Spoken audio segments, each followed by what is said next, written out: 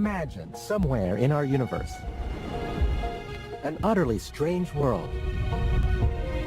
A place where time could both speed up and slow down. From where we could journey into the past and the future. Somewhere time could even split in two. Incredibly, this is no alien world. It's our world, and it's all around us. Now, for the first time, science is enabling us to see what for thousands of years has remained hidden. The true nature of time.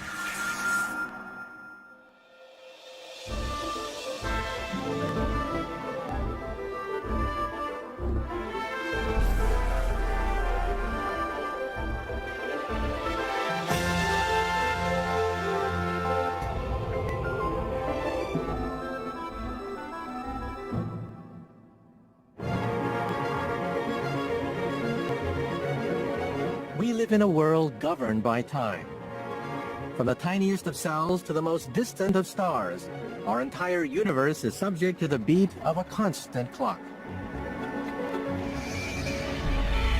And because time is everywhere, we think we know it. We know that it's regular and it moves in one direction. We know that it's universal and eternal. And we know that it never, ever stands still. But how can we be so sure? How much of what we think we know about time is really true? In this program, I want to get to the bottom of what time really is. And in doing so, I'll be challenging some of our most cherished beliefs. As a theoretical physicist, it's this hidden time that has always fascinated me throughout most of my professional career. I'm going to explore the very limits of our universe in order to uncover just what time really is. And in the process, I'll be revealing an astonishing secret, nothing less than our ultimate destiny, the future of the universe, and the fate of time itself.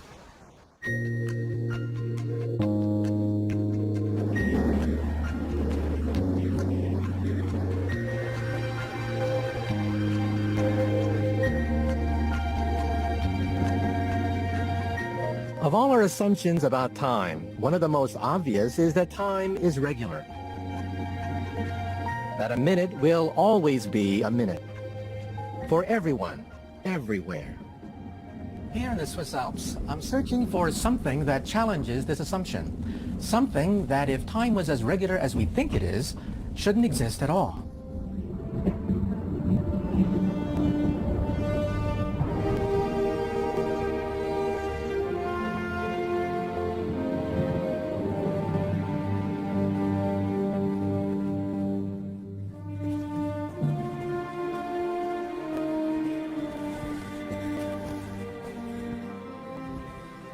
Well, I'm now 11,000 feet above sea level, and I'm out of breath, and I'm actually feeling a little bit dizzy.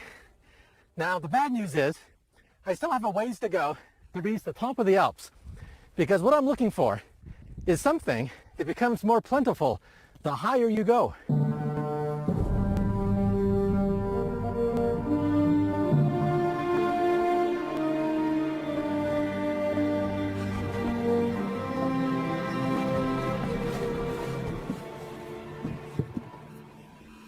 And this is what I've come to see. It's a particle counter, telling me that the air around me is full of tiny particles called muons that come from all the way out there.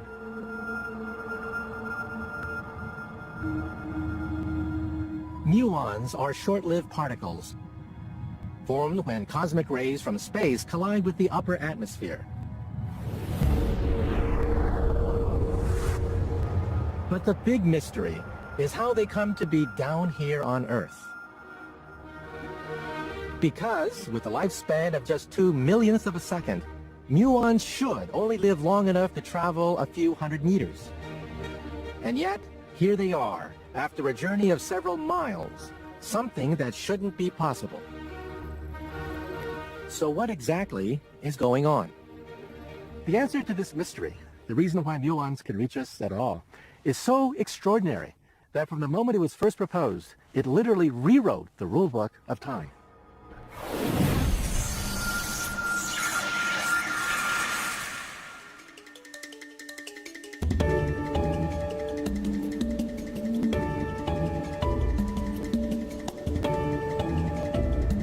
Less than 100 miles from the Alps lies the affluent city of Bern. In the early 1900s, this was home to a young German physicist who would change the way we looked at time forever. His name was Albert Einstein, and he's been my hero for the past 50 years. Shortly after arriving in Bern, Einstein was offered a job. This building was once the Office of Intellectual Property. It was here that Einstein spent 7 years as a patent clerk, assessing the technical merits of inventions ranging from refrigerators to radios. One technology in particular had a huge impact on the young Einstein.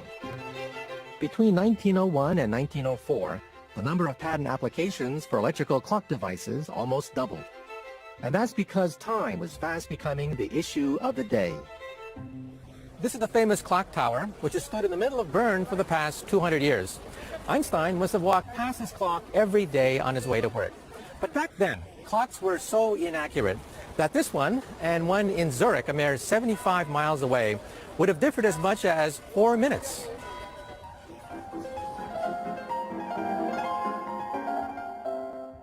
With the growth of Europe's railways, such time discrepancies were becoming not just inconvenient, but also dangerous, borne out by a steep rise in the number of serious train crashes. All of a sudden, time was on everyone's lips. But for Einstein, this new world of trains and clocks was more than just a talking point. It was an inspiration. In 1905, in this, his first floor apartment, Albert Einstein put the finishing touches to his radical new theory: special relativity. One of 5 papers published by Einstein in 1905, special relativity would make us think about time in a completely new way.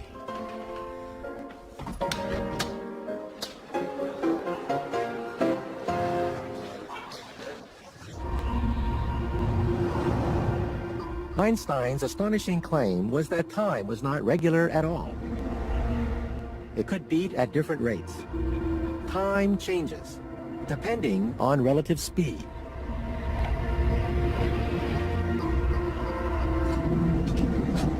Imagine for a minute that my tram is capable of traveling at phenomenal speed, just a fraction less than the speed of light. According to special relativity, the rate at which time flowed on this speeding tram would depend on whether you were on board or looking in from the outside. So while for me, it would seem as though time was passing perfectly normally, for me, sitting on the pavement, assuming I could somehow peer inside the tram, time would assume a totally different quality. Looking in from the outside, I'd sense that time on board the tram was passing much more slowly. That's because, according to Einstein, the faster an object moves, the slower its time will run to someone observing from the sidelines. In other words, time can vary. It's all a matter of speed. And that explains the mystery of how our muons reach the Earth. Because muons travel near the speed of light relative to the Earth, the clocks have slowed down, so much so that they exist long enough to reach the Earth and be detected. Time for our muons has stretched. It beats very differently to the way it does for us.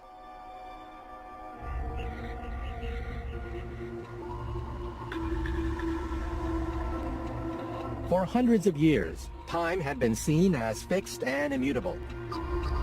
None other than the grandfather of modern science, Sir Isaac Newton, had pronounced that time exists in and of itself, without reference to anything external. But we now know that time isn't set at a fixed rate. Time is not absolute. Now, the effects of special relativity are so small that they have no impact on our daily lives. But the fact that they are there at all has changed everything. Because if time is relative, if time is flexible, then our belief in the immutability of time is wrong.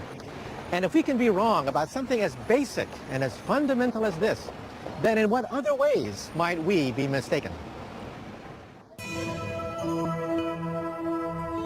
Time has intrigued humanity throughout history. More than 1,500 years ago, a former heretic turned Christian bishop wrote a treatise on time that's as provocative today as when it was first written.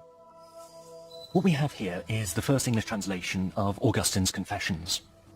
Augustine was a 4th century philosopher and theologian, and the Confessions is his autobiography. But besides relating incidents in his life, it also contains some fascinating reflections on the nature of time.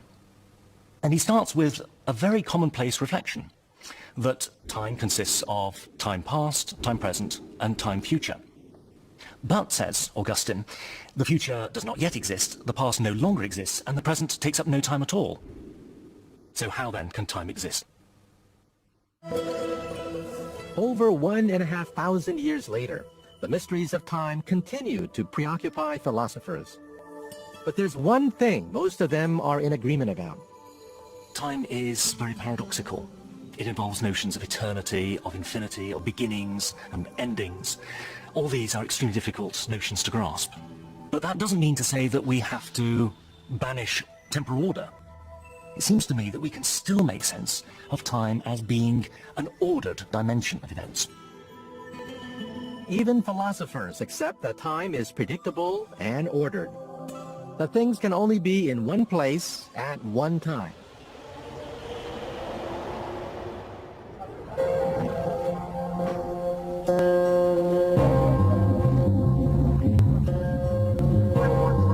Did either of you play cards? I just play a little poker. You play poker? So you can shuffle cards, can you? Oh, no. No? I let someone else So do you shuffle like this? Yeah. That's called the overhand shuffle. Okay. So if you don't shuffle cards that well, you can try this one. This one's pretty good. It makes a complete mess of the deck of cards. Some cards go back to face, but some of them are back to back. Our complete trust in temporal order is the reason why we delight in the obvious impossibility of magic tricks. Back to face to back. So it makes a total mess. I'll just show you. Some of the cards there, like face to back. Not very good for playing poker or blackjack. If you press the button here, press the button, boom, snap your fingers, they all come out the right way, which is rather handy. Yeah, that's so good. Pretty good. Wow. My job as a magician is to manipulate people's faith. Hi, how are you doing? Stop here for a moment. People realise that things can't disappear and reappear. I'm going to run through the cards, and you say stop, wherever you like. If you do your job properly, you can make it look as though two things can be in the same place at the same time. And to that end, essentially, you can make it look as though you're manipulating space and time. Have you ever seen magicians use these before? Yeah, I've seen them. I'll show you a trick or two on you. Okay, so can you hold your hand up, please? A classic way of demonstrating the manipulation of space and time can be done using the sponge ball trick. It's 100 years old, but it's great. But essentially, you take a ball in your own hand, and the spectator holds the ball, and you can do it in such a way that you can look as though you can manipulate space and time, and it looks as though the ball has disappeared from your hand. So when the spectator opens their hand, suddenly they have two. That ball has vanished from your hand and it's reappeared in theirs. But believe it or not, this sort of behavior isn't always an illusion. Beneath the surface of our common sense world lies another world, where magical things really do happen, where the impossible can be made real, and where time can perform the most incredible tricks. That place is inside the atom. For years, scientists had assumed that in our universe there was nothing smaller than an atom. The very word atom, in fact, comes from the Greek word for indivisible. Then in 1897, an Englishman named J.J. Thomson made an astounding discovery, that inside the atom there were even smaller particles called electrons. Thomson's discovery opened the door to the amazing world inside the atom, a world where everything, including time, behaves in a truly alien fashion.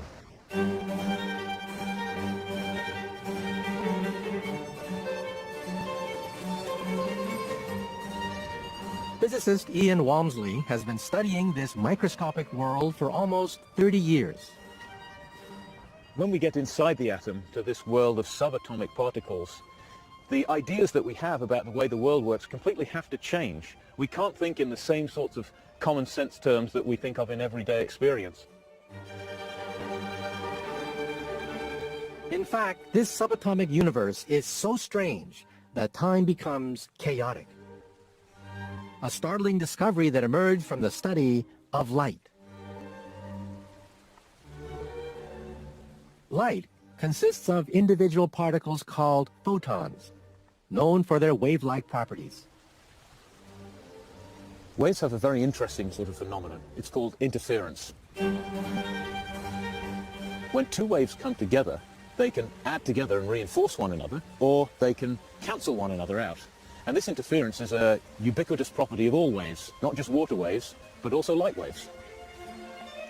But in the early 1900s, scientists noticed something very odd about these light waves, something that proves that time isn't always ordered. In this reworking of a classic experiment, once described as the most beautiful in physics, single photons, or particles of light, are fired down a darkened tube towards a camera, one at a time.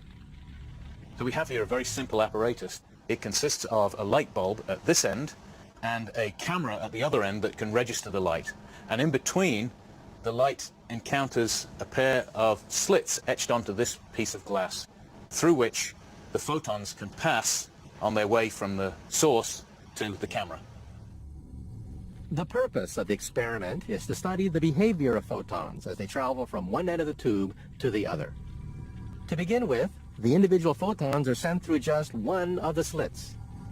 Each of these dots arriving represents a single photon, so most of them are coming along this point. Some of them lie above or below that point, but the distribution is nice and smooth. Now the second slit is opened up, and the experiment repeated. Each single photon must still pass through one of the two slits, so the results should still be the same. Classical logic would say that what we would get when we open both slits is just the sum of these two detection patterns. But what we actually find is this: an interference pattern, something that should be impossible. What that implies is that the single photon is somehow going through both slits at the same time. It's not making a choice as to go through one or the other, but it's going through both simultaneously. In other words, each photon exists not just in two places, but also in two times. So we have this very strange notion that this single photon can be in two different places at once. It could be delocalized. But we can think also of a single photon being in two different times. So both space and time have become delocalized and fragmented. On the surface, we feel time is ordered, but that belies a different reality. We are totally unaware of the chaos and unpredictability that lies deep within the atom. Not surprisingly, our understanding of time comes from our everyday experience. And it's for this reason that we cling to yet another of our assumptions about time, that it never stands still. In fact, one thing that sets us apart as humans is the knowledge that time waits for no man, that time doesn't merely exist, but is constantly flowing.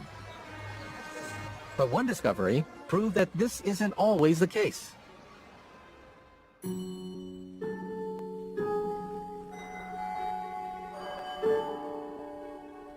Dr. Tom Bolton of the University of Toronto made more than 40 observations of Cygnus X1.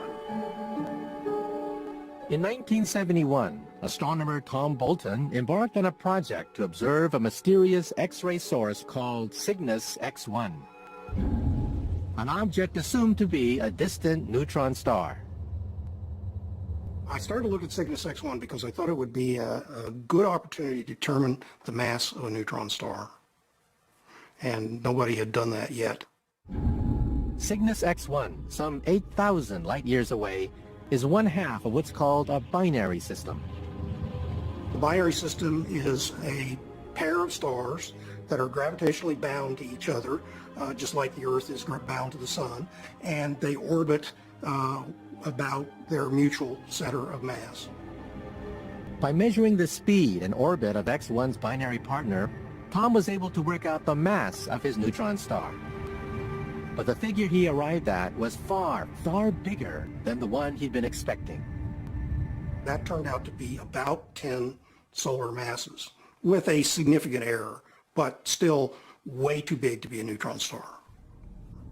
So I had to start thinking about what are the alternatives if it's not a neutron star. There was only one possibility that fitted the data, but it was something that few people believed actually existed. As far as I knew, the only object that would fit that description and produce X-rays was a black hole. So I said so. Tom's discovery caused a sensation. The first incontrovertible proof that far from being a figment of people's imagination, black holes were in fact very real indeed.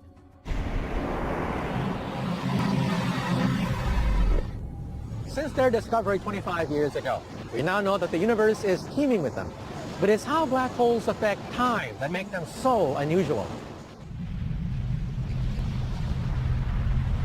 Black holes are so massive that their gravitational pull approaches infinity. And according to Einstein's second theory, that of general relativity, very intense gravity slows time in a similar way to moving at very high speed. So if you were to watch someone fall into a black hole, you'd notice that their time was beginning to slow down. So much so that at the very center, where the gravitational pull is infinite, time would stop altogether. Time would cease to exist.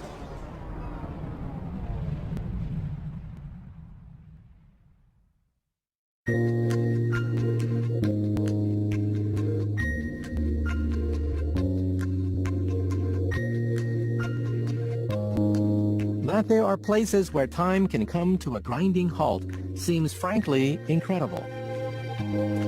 But that's only because we live in such a uniform corner of the galaxy. Warmed by a benevolent sun, far from any extremes of gravity. Beyond our everyday environment, time is very different. Not only is it irregular, it's also chaotic. It can even stand still. But for all its vagaries, there's one thing that time never seems to do, and that's turn back on itself.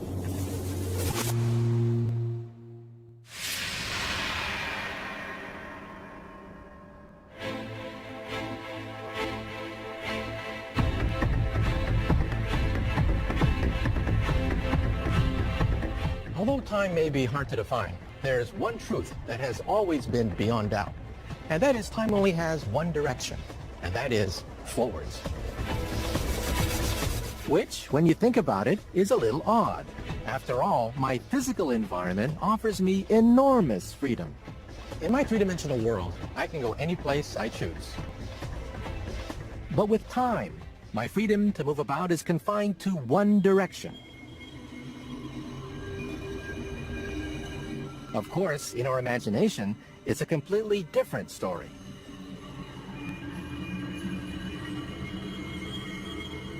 In 1895, a short novel by a former schoolteacher named H.G. Wells brought to life one of humanity's oldest dreams.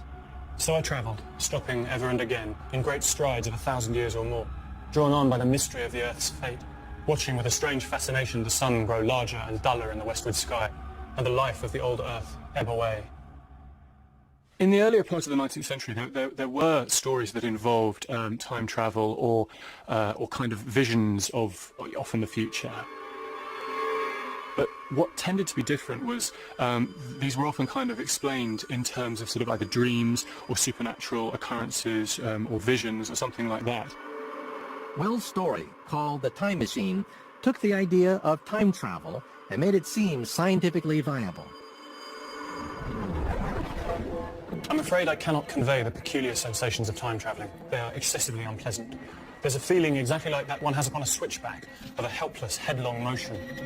When he's describing the physical sensations of time travel, Wells talks about a nightmare sensation and excessively unpleasant and so on. And he, you know, the sort of the staccato sort of flashing by of day and night as being incredibly sort of nauseating and disorienting. It's very, very powerful for the reader because it does make you believe that you're in a kind of real flesh and blood body. And again, it's this intersection of the physics of time travel and the philosophy of time travel with the biology of a real person. The Time Machine was an enormous success, offering people a glimpse of what it would be like to make the ultimate escape.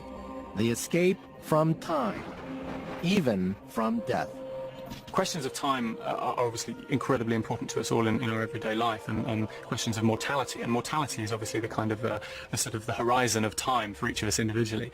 And I think that anything that allows us to sort of have a sense of sort of escaping that kind of inevitable end of our own time is quite appealing. But now, after years of being treated as science fiction, it seems that time travel could be science fact.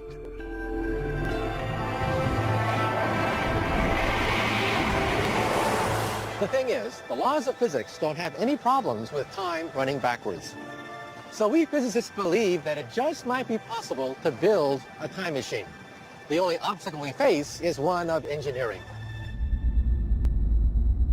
That's because the theoretical blueprint for our time machine already exists.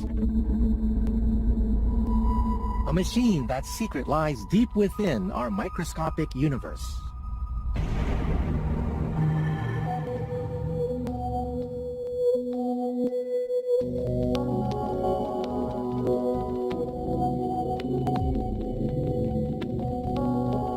At the tiniest subatomic level, the fabric of space and time becomes so unstable that it starts to behave like a foam, its surface alive with tiny bubbles momentarily popping in and out of existence.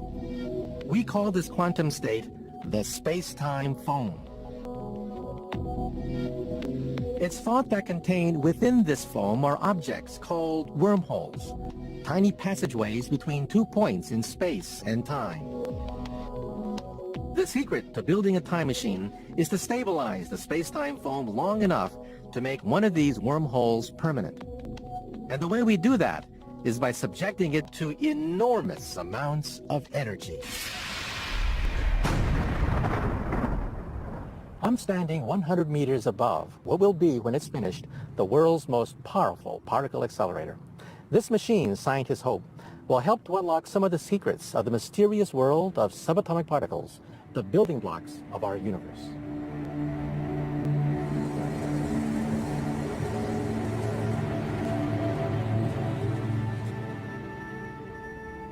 This tunnel is 27 kilometers in circumference, and it houses the accelerator.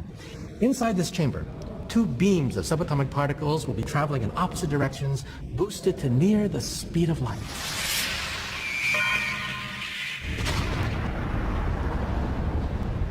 As the protons within the beams collide, they shatter into even smaller particles, releasing bursts of energy roughly 500,000 times greater than those inside a nuclear explosion. But even the most powerful accelerator on this planet can't produce enough energy to stabilize a space-time foam. To do that, our particles would have to be moving even faster, and that would require an accelerator of truly enormous proportions. By adding even more energy, blasting the plasma with lasers, we can finally stabilize space-time foam, long enough to pluck out a minuscule wormhole. The next task is to enlarge it, and even that is scientifically possible. In 1948, a Dutch physicist named Hendrik Casimir introduced us to a mysterious new force called negative energy, complete with anti-gravitational properties. So far, we can only create minute quantities of this in the laboratory. But one day, if we can create enough negative energy, we might be able to increase the size of a wormhole. And this is how we think our wormhole would look. Each end a sphere, held in place by an electric field, invisibly connecting 2 points in space and time. By subjecting one end of the wormhole to a huge gravitational field, we could bring its clock almost to a stop. This turns our wormhole into a time machine. Both ends existing in the same place, but at different times. Our ability to build such a machine is still some way off. But just knowing that time travel is possible is enough to turn yet another of our assumptions on its head.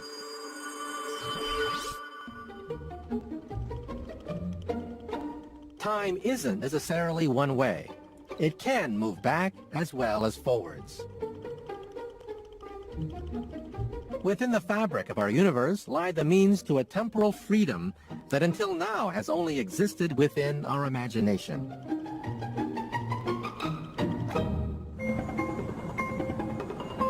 So what would we make of the chance to cruise through space and time? To visit the past, perhaps even to change it. I have here 2 tickets to take you back in time. I'm going to take a journey back in time, most definitely. You could change an incident in your past. Would you go back and do it? I think the Titanic. I'd probably go back to my teen years. What about telling the captain, by the way, there's an iceberg coming? Would you do that and interfere with I don't know if I'd interfere with history. I think that if you actually change something for the better in the moment, it would actually expand something for the positive in the future. I wouldn't alter, because then you start playing God, and then that's not right, so. These are like a one-way ticket, and you couldn't come back to the present. Would you still want to take that trip? I wouldn't want to go back and not be able to come back to what I know and my children. I don't believe I'd take the ticket. I think the present's pretty good. Living with the past fixed and the future unknown makes us feel secure in time. Change that, and you change everything. So far, we've seen how time, which appears to be so regular, can in fact be quite flexible. We've seen how time can behave in such unpredictable ways. And as we understand more about time, it's even becoming possible to solve perhaps the greatest mystery of them all. Whether time is eternal. Over the last 100 years, it's become increasingly clear that our universe, and hence time itself, had a beginning. But that raises another question. If time had a beginning, will it also have an end?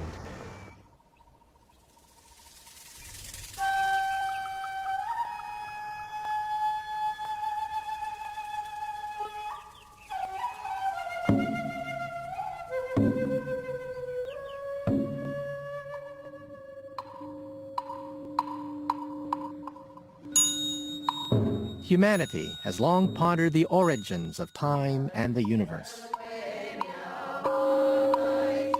Almost every religion that has ever existed has had its own creation myth.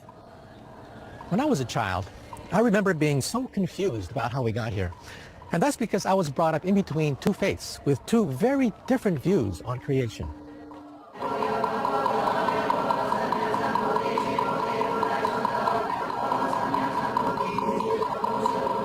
On the one hand, there was Christianity. At Sunday school, I learned all the Old Testament stories. Among them, the book of Genesis, describing how the universe came into being in a single moment of divine creation. On the other hand, my parents were both Buddhists. From them, I discovered that Buddhists believe the universe is timeless, without either beginning or end.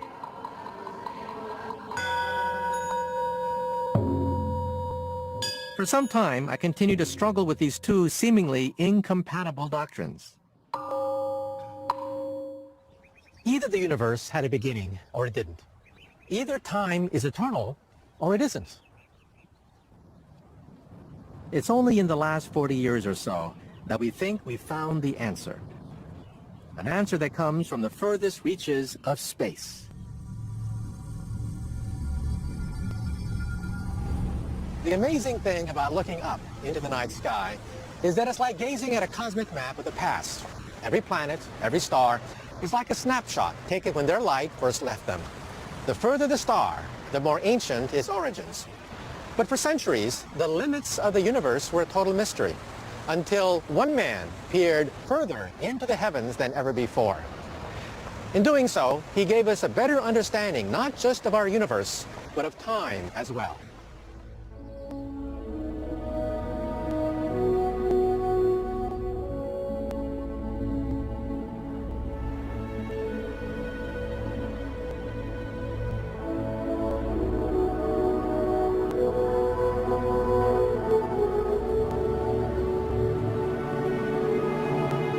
Perched high in the hills above Los Angeles in Southern California is the Mount Wilson Observatory. In 1919, it saw the arrival of an ambitious new astronomer named Edwin Hubble. Don Nicholson remembers Hubble from regular visits to Mount Wilson as a young boy. Hubble, certainly as an astronomer, was a very skilled, a very dedicated, very effective astronomer. He was highly respected for his professionalism. Hubble's arrival more or less coincided with completion of the world's then most powerful telescope, capable of looking further into space and hence further back in time than ever before.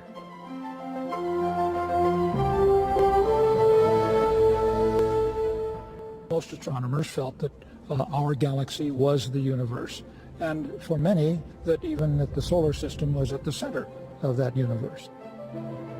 But on the evening of October 4th, 1923, Edwin Hubble noticed a tiny speck deep within the Andromeda Nebula. Before that time, there was no telescope in the world, for example, that could resolve individual stars in these spiral nebula. And so there was belief that they were simply gaseous objects in our own galaxy. But Hubble was able to prove that his speck was indeed a star, and incredibly, that it was more than 1 million light years away, much too far to be part of our own galaxy. In one stroke, Edwin Hubble had destroyed the notion that our Milky Way was the sum total of the universe. And if the universe was much bigger, then it also had to be far, far older.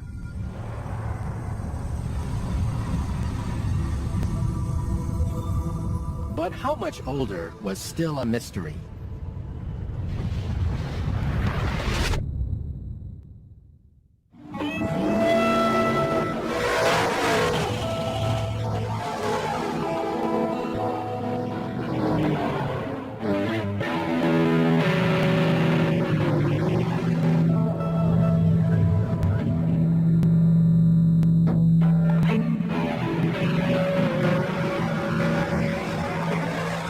Every Thursday, a whole bunch of fans congregate at this drag strip to enjoy the sights, the smells, the sounds of these muscle cars.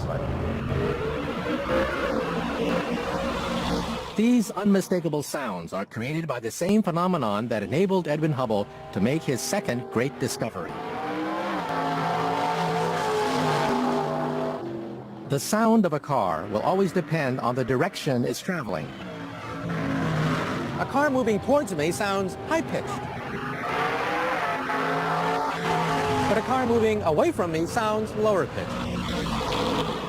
This shift in pitch, known as the Doppler effect, is due to the fact that at the front of a moving car, sound waves are compressed, while at the back, they're stretched out.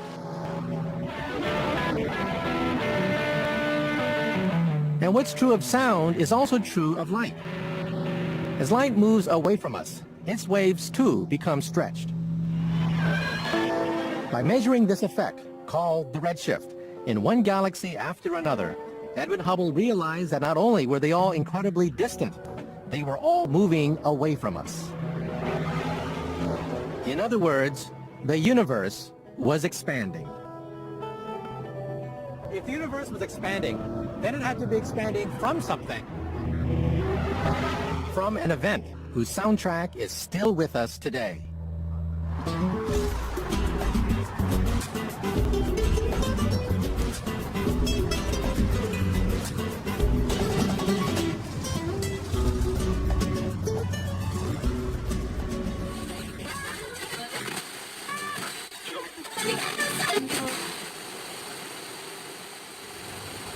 What I'm listening to now are some of the sweetest sounds ever. The sounds of creation. Waves of light from the beginning of time have been stretched so much that we can't really see them anymore. Instead, we can pick some of them up on the radio in the form of static. Although he didn't know it at the time, Hubble's discovery that the universe was expanding led to one of the most important breakthroughs ever made about time, the Big Bang. Once, there was nothing, not even time. But 13.7 billion years ago, it seems that this nothing became everything. When a tiny dot of infinite density spontaneously expanded at a phenomenal rate, giving birth to the universe and everything within it, including time. But if time had a beginning, does that also mean that time will have an end?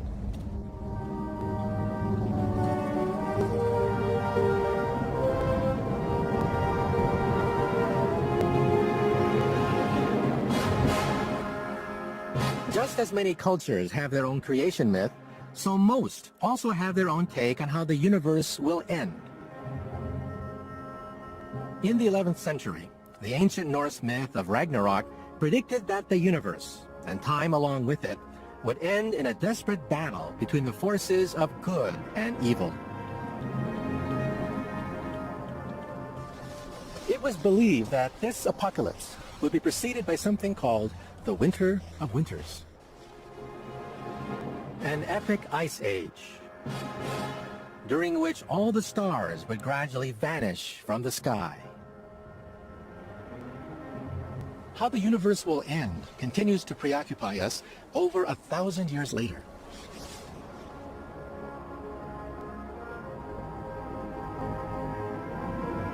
In 1988, physicist Saul Perlmutter joined this quest to discover the fate of the cosmos.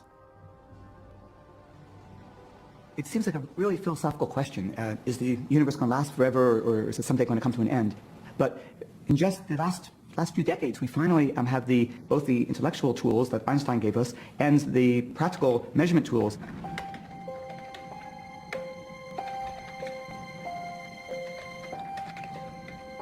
Saul believed that the destiny of our universe was linked to the rate at which it was expanding.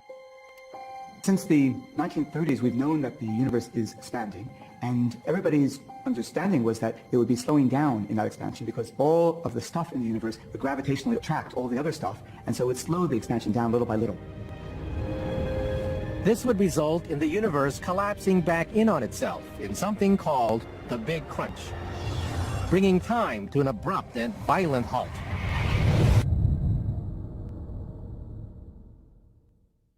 Are there any decisions coming up? Are there any other ones that we're actually going to have to decide something about? To discover just when the universe and time would end, Saul and his team began to hunt for extremely rare objects known as supernovae, the aftermath of exploded stars. There are two things you need to know about a given supernova once you've discovered one. First, its peak brightness. That tells you how far away it is, and hence how far back in time the explosion occurred. The other thing is you want to look at its color through its spectrum. And the more it's been shifted to the red, it's called redshift, the more the universe has stretched since the time of that explosion. There's only one problem with supernovae, and that's finding them. These supernovae only explode a few times per millennium in a given galaxy, and they don't give you any advance notice. So we had to invent ways to find them. What we did is design instruments that could bring large numbers of galaxies into a single image. And now, if we look through thousands and thousands of little galaxies on a single image, we could find the one in which their explosions have occurred. Painstakingly, Saul and his team began to discover one supernova after another. After several years of the supernova hunting, we had built up a sample of some 42 supernovae, and we were finally ready to go back to ask that question that we began the project with: what is the fate of the universe? But the answer they came up with came as something of a shock. When we finally graphed the results, we found a very surprising result. Apparently the universe is not slowing down. It was actually speeding up, and that was the big surprise.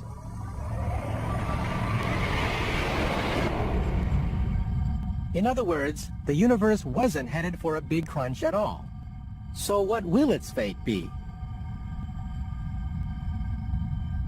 Saul's discovery has helped scientists to map out how time and the universe will evolve. An incredible space epic, separated into 5 long ages. The first of these was the primordial age, starting with the Big Bang and the birth of time. Lasting only 350,000 years, that's long gone. We're now 13.7 billion years into the second age. and it's only just beginning. We live in something called the Stelliferous Era, an epoch that has brought us not just the stars and the planets, but also every speck of matter in the universe. One day, 100 million years from now, a mere finger click in the life of the universe, this golden age will come to an end. In its place will come the degenerate age, when the last stars burn out and die, when the planets fall from their orbits, and in the darkness of space, matter begins to decay.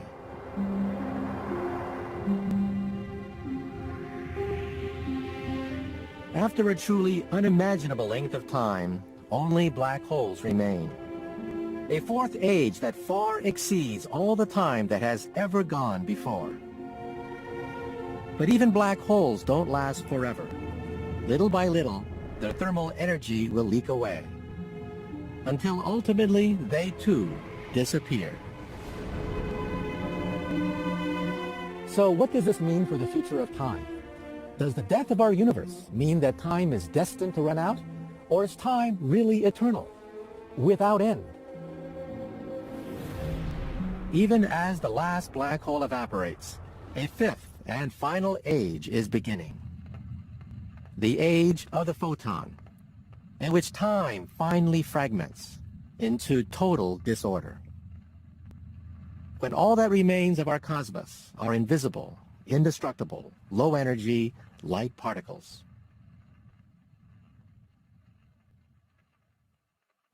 For Saul Perlmutter, this cold chaos represents the ultimate destiny for time. This particular picture of the future of the universe, and we don't know if this will be the final answer, would have time lasting forever. There will be no end to the universe in this particular scenario.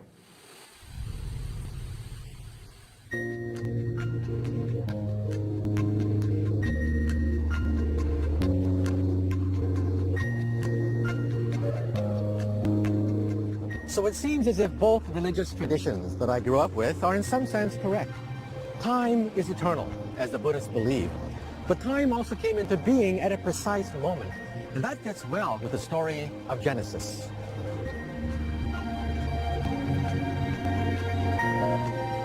As we look out to the vastness of time that lies ahead, we begin to notice something truly incredible.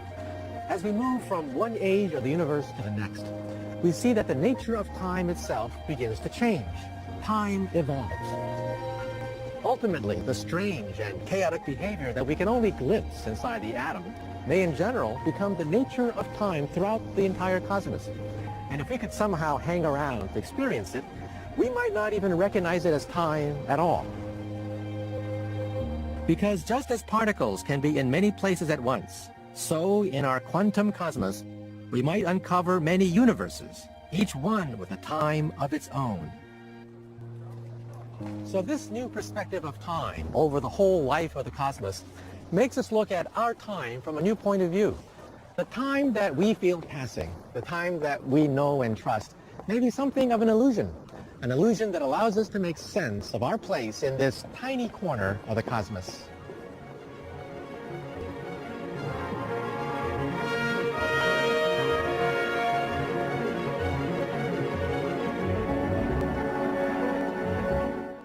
Stay with BBC4 to see Ken Russell's TV dramatisation of Lady Chatterley's Lover.